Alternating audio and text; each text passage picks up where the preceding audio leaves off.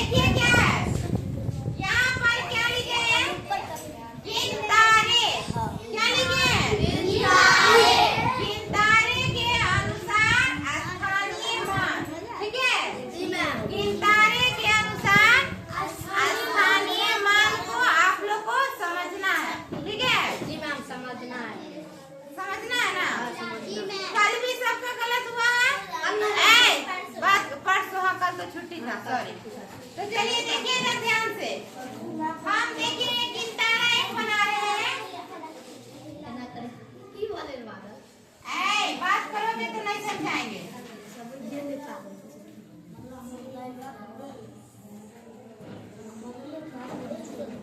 यहाँ पर क्या लिखे हैं? बोलो।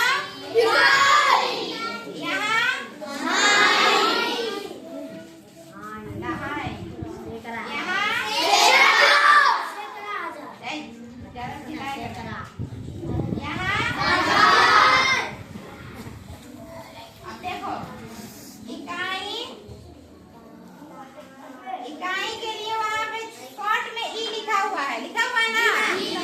एक बार हम ऊपर में लिख दिए, इसीलिए कि आप लोग ई जो लिखा हुआ है ना, हाँ देखो यहाँ जो ई लिखा हुआ है, इसका मतलब क्या है? इकाई है। क्या है? हाँ, और उसके बाद यहाँ द लिखा हुआ है ऐसे, इसका मतलब दहाई। क्या है?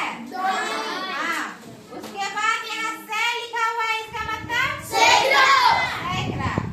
यहाँ ब लिखा हुआ है ऐसे, इसका मतलब क्या हो गया? ऊपर में देखो लिखे है ना? समझ लो। जो वहाँ पे सिर्फ ऐसे जो ई लिखा हुआ है, इसका मतलब क्या हो गया? इकाई का स्थान। और द लिखा हुआ है, इसका मतलब दहाई का स्थान। सैकड़ा का स्थान, ये जो से लिखा हुआ है ना, इसका मतलब हुआ सैकड़ा। और ख लिखा हुआ है, इसका मतलब हजार। हम देखो इकाई, दहाई, सैकड़ा, हजार, 4 को कॉलम का स्थानीय मान से क्वेश्चन दिया गया था, है ना? बहुत किसी का इरर था, बहुत किसी का सही भी था। आज समझ लो, अब किसी का गलत नहीं होना चाहिए। ये वर्कबुक में आप लोग को फिल करना है कार्यपत्रक 1। अब देखो यार, देखो हम इकाई में एगो लड्डू बनाए। तो लड्डू समझिए, बॉल समझिए, गेंद समझिए, जो आपको समझना है समझिए। जीरो समझिए, क्या है? 1। यहाँ क्या बना दिए? 2। यहाँ 3। अब देखो ये क्या है? कितना है? काउंट करो तो 3 है ना? 1 2 3 है। अब देखो यहाँ पर 1 2, यहाँ 1, यहाँ 2, यहाँ 2 3। चलो 3 दे दिए। ठीक है, यहाँ पर